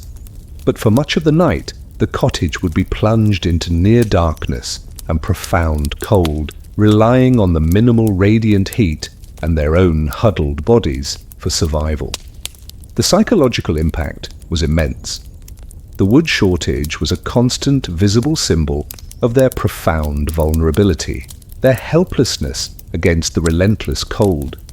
It amplified the sense of profound despair, deepening the fear of hypothermia, of succumbing to the cold's silent, insidious grip. Paris burns faster than the forest can grow. Firewood costs a fortune, and many sleep beside embers instead of flame. The wood shortage was a terrifying, profound reality in medieval Paris in winter, a chilling testament to the cold that tested the body. It was a somber, immersive descent into the cold veins of a medieval city, charting the desperate struggle for survival where hunger and cold ruled, and the faint echo of distant bells tolled through the fog that rolled down the frozen river, an ominous soundtrack to its suffering, its very heart fighting a losing battle against the encroaching darkness and the relentless freeze. The chimney fires. As medieval Paris plunged into the lethal grip of winter, and the desperate search for fuel led to increasingly desperate measures, the very source of their warmth could turn against them. The chimney fires were a terrifying, all too common reality. Sometimes the only light in the city was the glow of a rooftop fire. Not warmth, but ruin, transforming a symbol of home into a harbinger of catastrophe, deepening the profound, pervasive fear of losing the fragile warmth that separated life from agonizing death. Imagine the air, thick with the pervasive stench of fear, stale air, and the subtle, sickening aroma of burning timber mingled with the acrid smoke of collapsing structures. The sounds were no longer the simple crackle of a home fire. They included the terrifying roar of flames, the desperate shouts and screams of citizens, and the relentless clang of fire hooks against burning roofs. Distant church bells tolling endlessly over fields of graves seemed to echo the profound, widespread disaster. Medieval Paris, with its densely packed houses, often constructed from timber and wattle and daub, was a city built on profound fire risk. Chimneys, often crudely built from wood and mud, or simply open smoke holes in the roof, were perpetually vulnerable. In winter, with thousands of hearths burning almost continuously, often fueled by poor quality wood that produced excessive soot, the risk of a chimney fire was immense. Listen to the terrifying roar of flames, their furious crackle and pop as they erupted from a rooftop, climbing rapidly into the night sky, casting immense, dancing shadows that transformed familiar buildings into hellish silhouettes. Hear the desperate shouts and screams of terrified citizens, attempting to salvage what little they possessed or fleeing in panic through the smoke-choked streets. See the towering columns of black smoke illuminated by the orange glow of the unstoppable inferno, a terrifying beacon of raw, destructive power. Sometimes the only light in the city is the glow of a rooftop fire. Not warmth, but ruin. A single, uncontrolled chimney fire could quickly escalate into a catastrophic urban conflagration, spreading from one timbered roof to another, consuming entire blocks of houses, leaving thousands homeless, destitute, and exposed to the lethal cold. These were not just isolated accidents, they were profound communal traumas capable of destroying vast swathes of the city. The glow of a rooftop fire, not warmth, but ruin.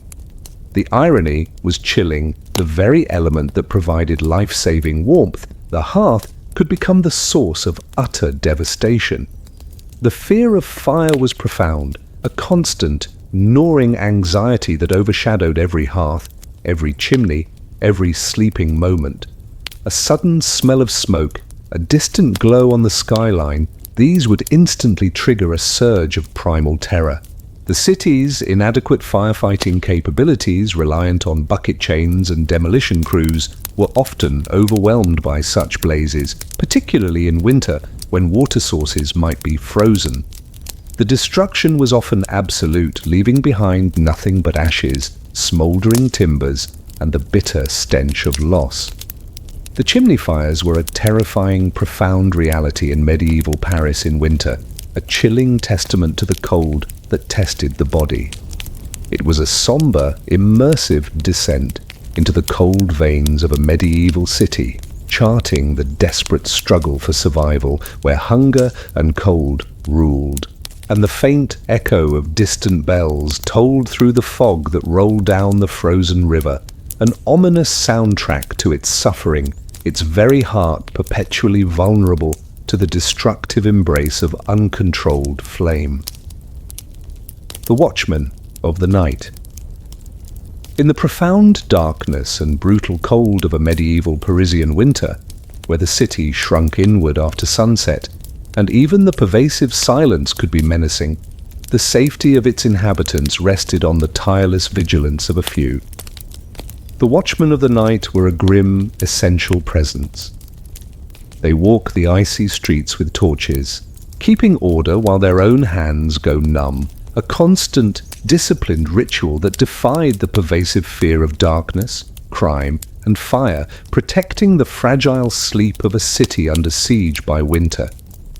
Imagine the air, utterly frigid, sharp and brutal, stealing your breath, thick with the pungent aroma of wood smoke, damp stone, and the subtle tang of human presence, now permeated by the acrid smell of burning pitch.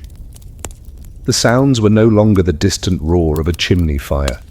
They included the muffled crunch of hobnailed boots on ice, the rhythmic tap of a staff, the low murmur of cautious calls, and the profound, almost eerie silence that snow itself created.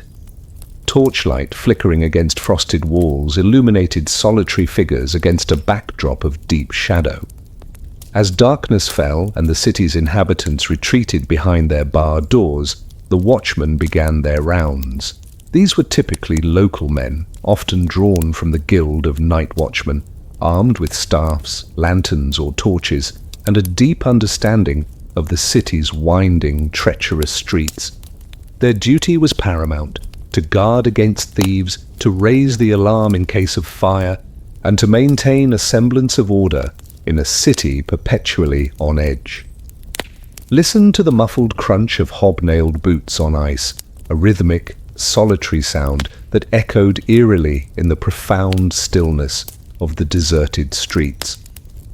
Hear the rhythmic tap of a watchman's staff against the cobblestones, a reassuring sound that cut through the silence, signifying vigilance. See the flickering glow of a torch, its light casting dancing shadows on frosted walls, illuminating a small circle of visibility against the overwhelming darkness. They walk the icy streets with torches, keeping order while their own hands go numb. The cold was insidious, an enemy that knew no surrender. It seeped through layers of thick wool, numbing their fingers and toes, chilling them to the bone. Their breath plumed white, mingling with the acrid smoke of their pitch-filled torches. Yet they persevered, their dedication born of discipline and a profound sense of civic duty. Their role in fire prevention was crucial. A distant glow, a faint smell of smoke, these would instantly trigger a watchman's alarm, sending him rushing to investigate, raising the cry of "Fire!" to rouse the populace. Their vigilance was often the first, crucial line of defense against the devastating urban conflagrations that plagued medieval cities. But they also guarded against thieves and bandits whose desperation, sharpened by winter, often led them to prey on the vulnerable. Their presence, their calls, their very light served as a deterrent, ensuring a fragile peace in the terrifying darkness. The psychological burden was immense. They faced not only the lethal cold and the physical dangers of patrolling icy streets, but also the pervasive fear of the unknown, of unseen threats, of malevolent spirits that were believed to roam freely in the deepest night. Their own hands go numb. The watchmen of the night were a terrifying, profound reality in medieval Paris in winter, a chilling testament to the cold that tested the body.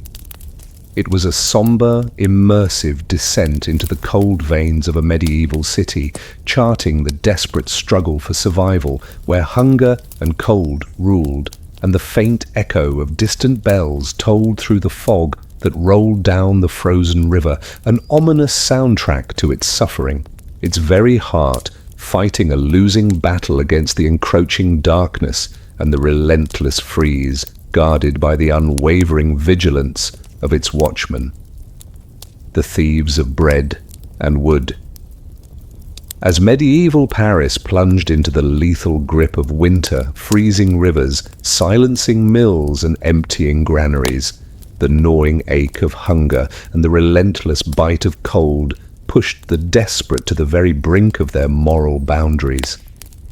The thieves of bread and wood emerged as a grim, pervasive reality.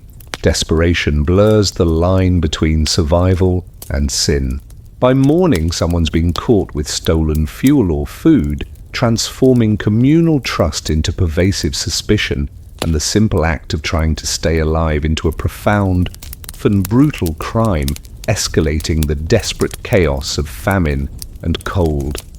Imagine the air, utterly frigid, thick with the subtle scent of ice, frozen earth, and the pervasive aroma of human desperation, now mingled with the acrid tang of fear and accusation. The sounds were no longer the rhythmic clang of picks against ice. They included the hushed whispers of suspicion, the frantic cries of the court, and the rhythmic crack of the overseer's whip.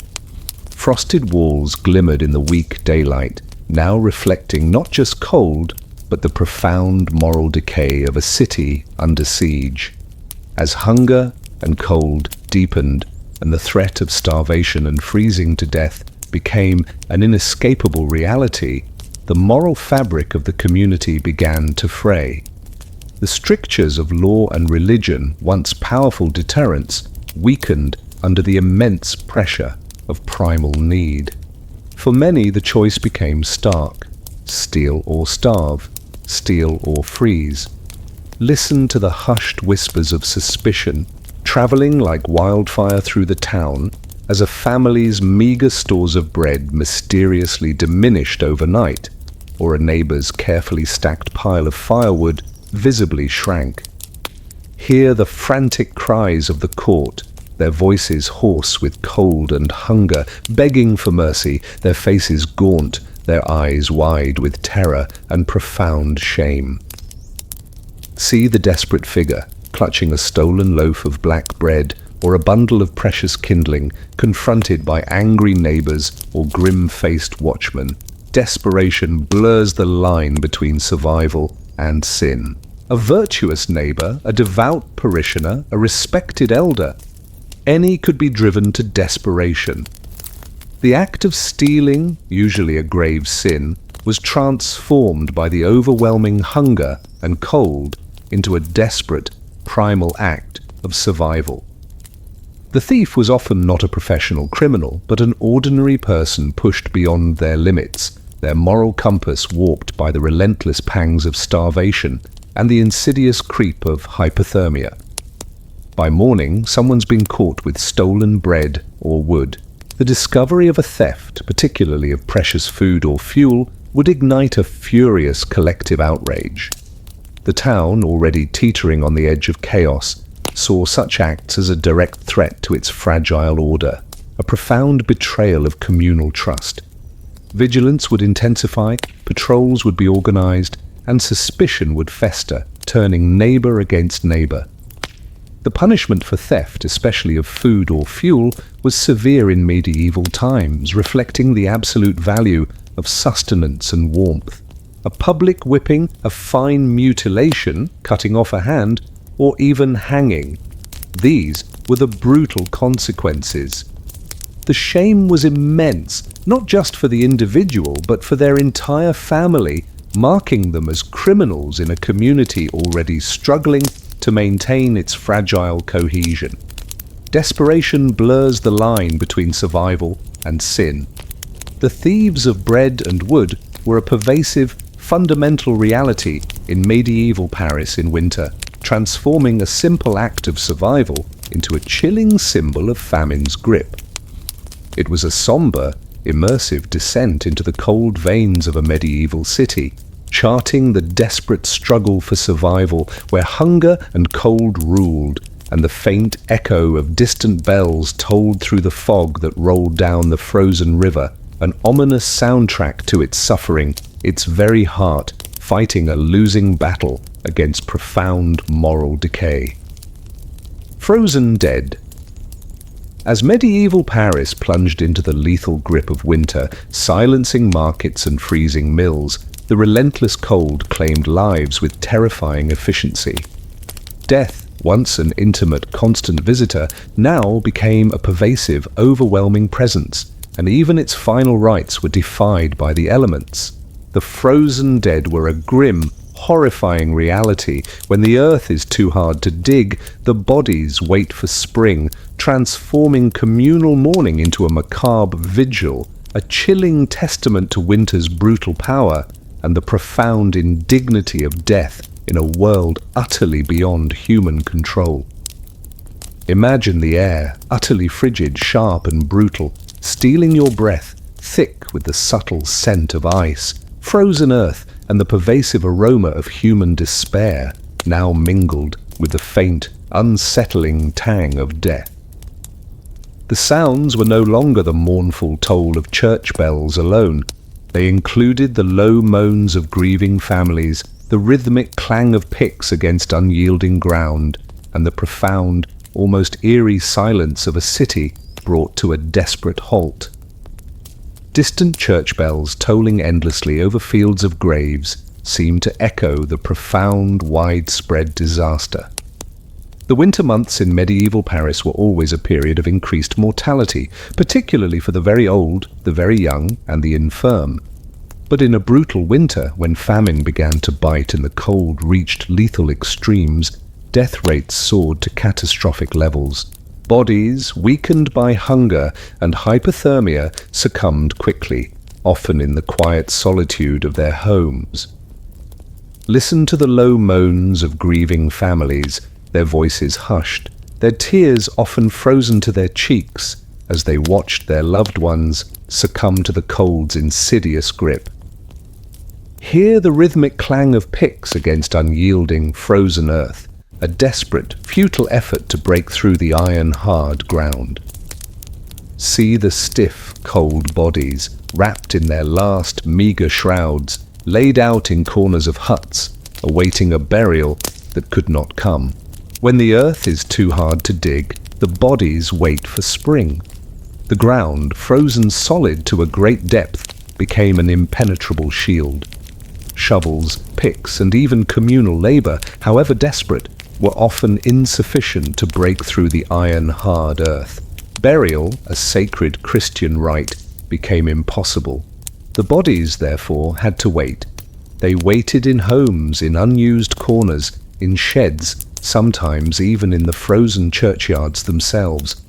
Wrapped in cloth, their bodies preserved by the intense cold, they became grim, silent companions to the living, a constant, horrifying reminder of the winter's merciless triumph.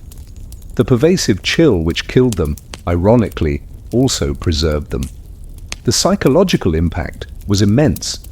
To live alongside the frozen dead, to be unable to perform the sacred rituals of burial, was a profound spiritual and emotional trauma. It defied their beliefs, violated their customs, and amplified the sense of profound helplessness. The thought of loved ones awaiting burial, unblessed and unmourned in the traditional sense, weighed heavily on their souls.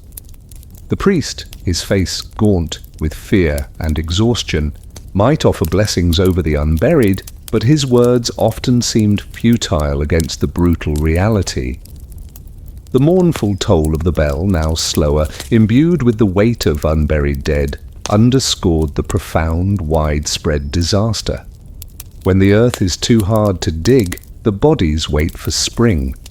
The frozen dead were a terrifying, profound reality in medieval Paris in winter, a chilling testament to the cold that tested the body. It was a somber, immersive descent into the cold veins of a medieval city, charting the desperate struggle for survival where hunger and cold ruled, and the faint echo of distant bells tolled through the fog that rolled down the frozen river, an ominous soundtrack to its suffering, its very heart frozen in a macabre vigil awaiting the thaw. The thaw and the memory, the first drip from the roof. After the agonizing eternity of a medieval Parisian winter, when the cold had sealed the Seine in ice and left the dead unburied, a deep, primal yearning settled over the city. It was a longing for release, for the end of the long vigil, for the lifting of the oppressive gloom. And then, at long last, it would come. The first drip from the roof.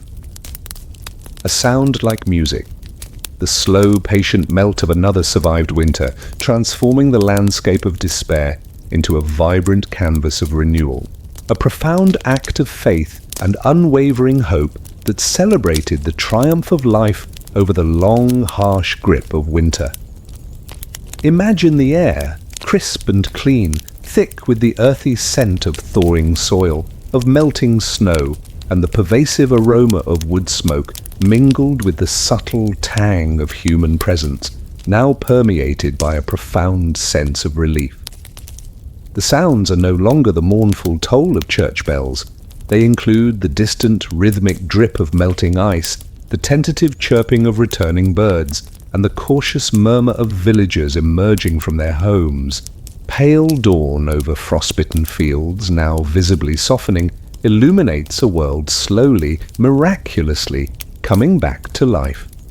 For countless months, the peasant cottages and urban homes had been under siege, their roofs piled high with thick, insulating blankets of snow.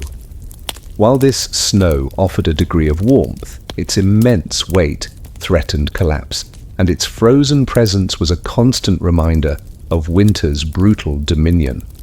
Listen to the distinct, almost crystalline drip, drip, drip that would pierce the profound silence of the morning, a soft, rhythmic cadence echoing from the eaves.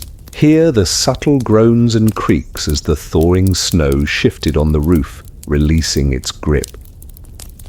See the small, dark rivulet of water slowly tracing its path down a timbered wall, glistening faintly in the pale daylight. A tangible sign of profound change, a sound like music, the slow, patient melt of another survived winter. This first drip was more than just water. It was a profound symphony of renewal, a delicate yet insistent declaration of winter's grudging retreat. It was the sound of the earth exhaling, of life reawakening, a profound counterpoint to the long, deep silence that had gripped the city. The water, released from its frozen prison, would trickle downwards, forming puddles in the muddy streets, swelling the choked drains. This was the return of water, a vital resource that had been so painfully scarce when wells were frozen solid. It promised a gradual replenishment, a return to hygiene, a renewed capacity for cooking and brewing. The psychological and spiritual impact was immense. The return of spring was seen as a profound blessing, a sign of divine mercy, a renewal of God's covenant with humanity. The despair that had gripped the community for months would slowly lift, replaced by a surge of profound relief, renewed hope, and a collective sense of gratitude. The memory of the cold, the hunger, the constant fear, all were momentarily tempered by the profound promise of spring. For the frozen dead awaiting burial, the first drip from the roof heralded their release. The softening earth would finally allow for proper interment, for the sacred rites to be performed, bringing a measure of peace to the living and dignity to the departed. A sound like music, the slow, patient melt of another survived winter. The first drip from the roof was a pervasive, fundamental reality in medieval Paris, transforming the depths of winter into a chilling symbol of hope's return. It was a somber, immersive descent into the cold veins of a medieval city, charting the desperate struggle for survival, where hunger and cold ruled, and the faint echo of distant bells tolled through the fog that rolled down the frozen river, an ominous soundtrack to its suffering, now slowly yielding to the gentle, life-affirming music of the thaw. The market returned. As the first drip from the roofs heralded the grudging retreat of winter's lethal grip, and the earth began its slow exhale of renewal, the medieval Parisian town, battered but unbroken, tentatively began to stir. The profound silence that had defined the long, cold months slowly gave way to a new, hopeful clamour. The market returns was a profound, life-affirming event. Traders bring greens, milk, and noise. The streets hum again as if nothing happened, transforming the desolate square into a vibrant hub of reconnection, a testament to humanity's enduring will to trade, to communicate, and to rebuild life from the ashes of winter. Imagine the air, crisp and invigorating, thick with the earthy scent of thawing soil, of new growth, and the pervasive aroma of wood smoke, mingled with the faint, invigorating tang of fresh produce and human enterprise. The sounds are no longer the mournful toll of church bells. They include the rhythmic creak of cartwheels, the cheerful shouts of vendors, the eager chatter of townsfolk, and the distant lowing of returning livestock.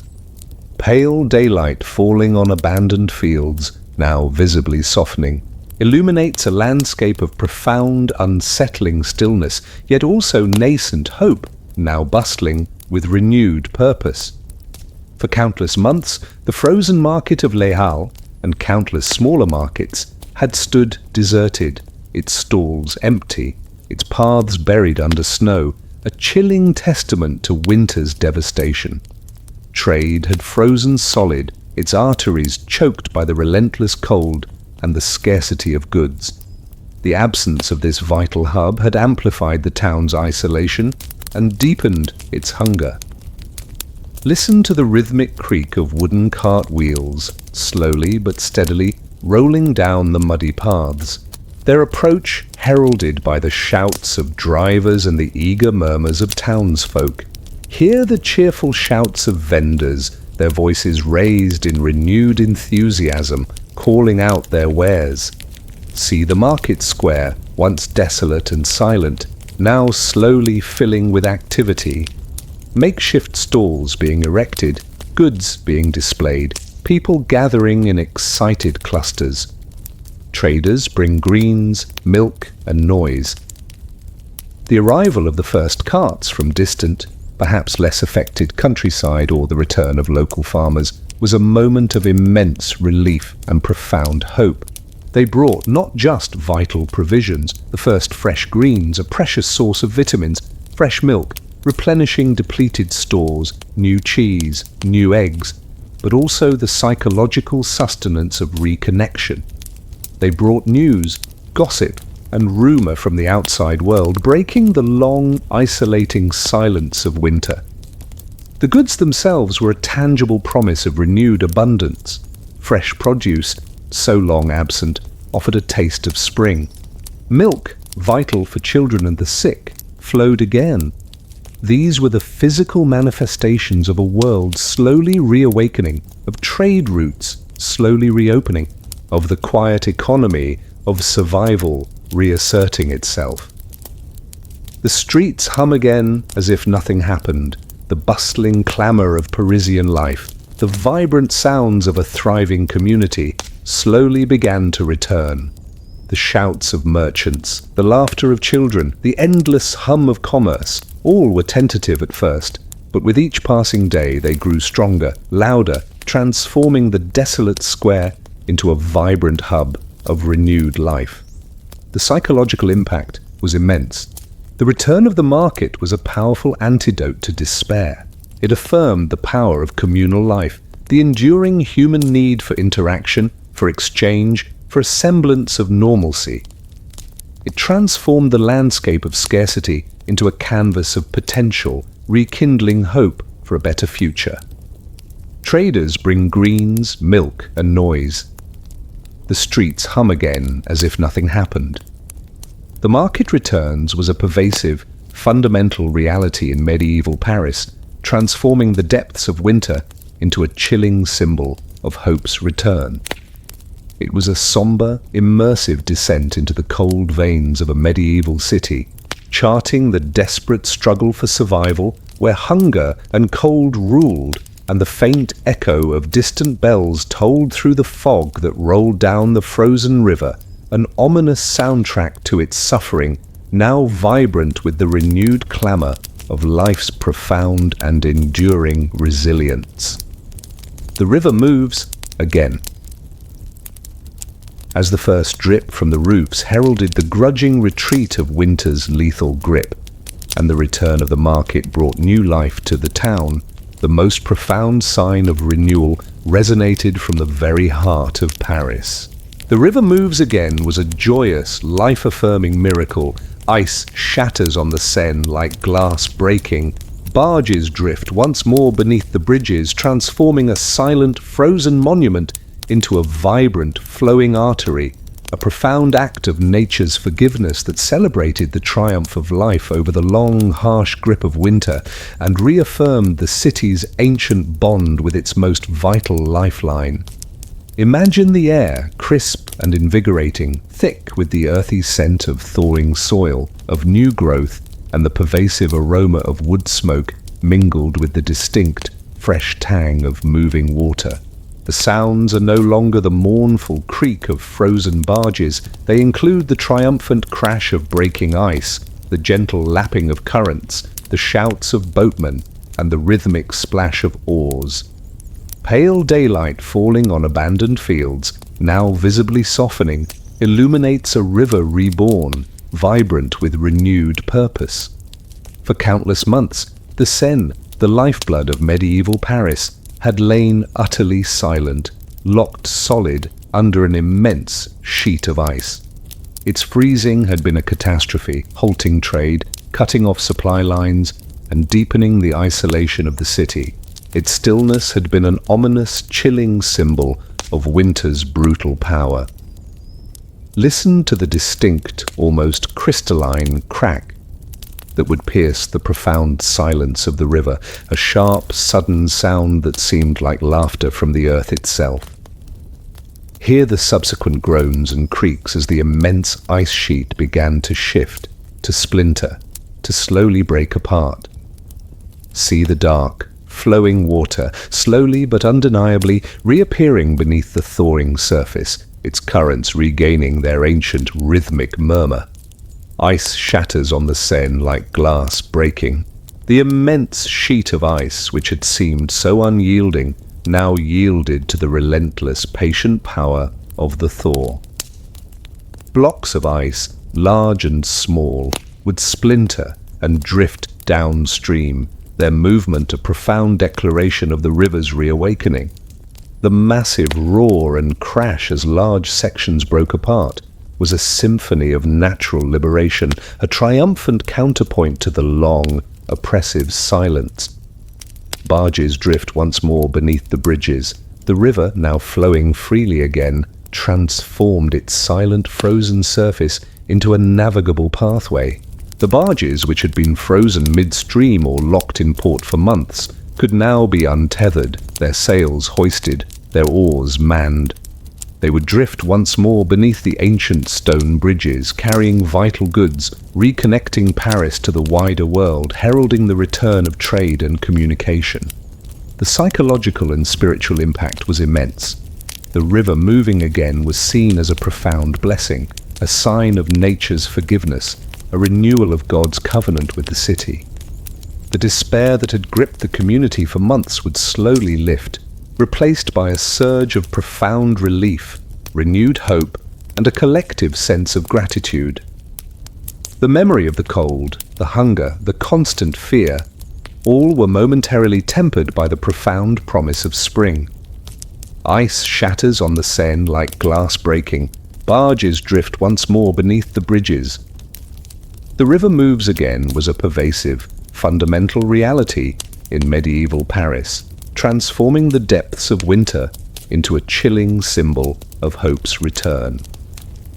It was a somber, immersive descent into the cold veins of a medieval city, charting the desperate struggle for survival, where hunger and cold ruled, and the faint echo of distant bells tolled through the fog that rolled down the frozen river, an ominous soundtrack to its suffering, now vibrant with the renewed clamor of life's profound and enduring resilience, flowing once more.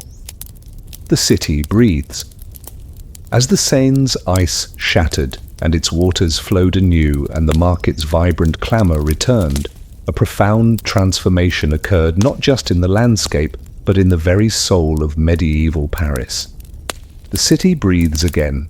Children run through puddles where corpses once froze, life reclaiming its rhythm, transforming profound loss into an incandescent celebration of resilience, a profound act of healing and unwavering hope that defined their hard-won triumph over a season built for death, echoing through centuries. Imagine the air, crisp and invigorating, thick with the sweet scent of thawing soil, of new growth, and the pervasive aroma of wood smoke mingled with the joyful tang of human enterprise. The sounds are no longer the mournful toll of church bells. They include the cheerful shouts of children, the lively strains of pipes and drums, the rhythmic creak of carts, and the deep, communal hum of a city reawakening. Pale daylight falling on abandoned fields, now verdant with new growth, illuminates a city reborn, vibrant with life. For countless months, Paris had been a city in suspended animation, its streets deserted, its markets silent, its populace confined by cold, hunger, and the pervasive fear of death. The grim reality of the frozen dead, lying unburied beneath the iron-hard earth, had cast a heavy pall over every corner of the metropolis. But with the thaw, with the return of sunlight and the flow of water, this grim tableau began to dissolve. Listen to the joyful shouts of children, their small voices clear and unburdened, echoing through the narrow, muddy streets. Hear the splash and gurgle of water as they run through puddles, their laughter a vibrant counterpoint to the long, deep silence of winter. See their small forms, their faces bright with unadulterated mirth, playing in spaces that only weeks before had held the frozen bodies of the dead. Children run through puddles where corpses once froze, life reclaiming its rhythm. This was the ultimate, most profound sign of the city breathing again. The juxtaposition of innocent play with the grim memory of death was stark, yet ultimately triumphant. It demonstrated life's unwavering capacity for renewal, its fierce determination to reassert itself, even in the face of unimaginable loss. The streets, once eerily empty, now bustled with activity. Farmers began the arduous work of tilling their fields, preparing the soil for spring planting. Artisans reopened their workshops, merchants resumed their trade. The hum of human enterprise, long muted, swelled once more, a vibrant symphony of revived purpose. The psychological impact was immense. The return of light, of warmth, of visible life brought a profound sense of relief, a collective sigh of gratitude. It was a reaffirmation of their resilience, their ingenuity, and their unwavering will to survive. The memory of the cold, the hunger, the constant fear, all were momentarily tempered by the profound promise of spring, by the vibrant energy of a city reborn. The city breathes again, not with a gentle sigh, but with a roar of renewed life. Life reclaiming its rhythm. The city breathes was a pervasive, fundamental reality in medieval Paris, transforming profound loss into an incandescent celebration of resilience. It was a somber, immersive descent into the cold veins of a medieval city, charting the desperate struggle for survival, where hunger and cold ruled, and the faint echo of distant bells tolled through the fog that rolled down the frozen river, an ominous soundtrack to its suffering, now vibrant with the renewed clamor of life's profound and enduring triumph, echoing through centuries. The lesson of the cold. As the brutal medieval winter finally receded, leaving behind scars on the land and indelible marks on the human spirit of Paris, the profound resilience of humanity was not merely a memory, but a hard-won truth. The lesson of the cold was a profound, unshakable revelation. In Paris, every winter rewrote the same truth, that survival was not strength, but shared warmth, of hands, of faith, of hope, transforming profound trauma into enduring wisdom, a guiding principle that shaped their culture, their fears, and their very understanding of resilience for generations to come. Imagine the air, crisp and invigorating, thick with the sweet scent of blooming wildflowers, fresh grass, and the pervasive aroma of wood smoke mingled with the low hum of ancestral stories. The sounds are no longer the mournful howl of the wind. They include the gentle murmur of elders recounting ancient tales, the soft strains of ceremonial songs, and the cheerful cries of children, their play infused with the wisdom of the past. Pale dawn over frostbitten fields, now verdant with new growth, carries the subtle weight of memory and the promise of continuity. The brutal winter had been a devastating existential trial, pushing the city to the very brink of starvation and despair. But those who had endured emerged with a profound collective wisdom, lessons learned in the crucible of extreme hardship. This knowledge was too vital, too hard-won to be forgotten. It became the bedrock of their cultural heritage, meticulously transmitted through oral tradition and daily practice. Listen to the low, rhythmic voice of an elder recounting the winter of the Great Hunger, his words imbued with the solemn gravity of lived experience. Hear the hushed gasps of children, their eyes wide with a mixture of fear and wonder, trying to grasp the concept of such unimaginable cold, such profound darkness, such overwhelming scarcity from a world they had never known. See the mothers, their faces etched with the wisdom of countless encounters with winter's brutality, their expressions distant, fixed on a memory that felt as real as the present. In Paris, every winter rewrote the same truth, that survival was not strength, but shared warmth, of hands, of faith, of hope. The plague had demonstrated the limits of individual strength. The winter had reinforced the profound importance of collective endurance. Physical strength, however great, was insufficient against the lethal cold. What truly saved them was the warmth generated by their closeness, the shared body heat in crowded homes, the communal warmth from struggling hearths, the warmth of hands, the physical acts of care, of communal labor, of mutual aid, chopping wood together, sharing precious resources, mending clothes, supporting each other in times of weakness. The warmth of faith, the unwavering belief in God's mercy, the power of prayer, the spiritual solace found in communal worship, which provided an antidote to despair. The warmth of hope, the tenacious refusal to surrender, the desperate yearning for spring, the profound belief in renewal, which fueled their will to live. This lesson, etched into the collective memory, profoundly shaped their values. There was a renewed emphasis on communal responsibility, on mutual aid, on the fragility and preciousness of every human life. Material wealth, so easily swept away, seemed less significant than the bonds of kinship and community. The generation of survivors, and those who came after, carried this lesson in their very being. It shaped their approach to life, to death, to religion, and to society. The fear of another brutal winter remained, a constant shadow, but it was tempered by the hard-won knowledge that resilience lay in collective action and in a profound, humble respect for the unpredictable hand of nature. In Paris, every winter rewrote the same truth, that survival was not strength but shared warmth, of hands, of faith, of hope. The lesson of the cold was a pervasive fundamental reality in medieval Paris, transforming profound suffering into an incandescent celebration of resilience.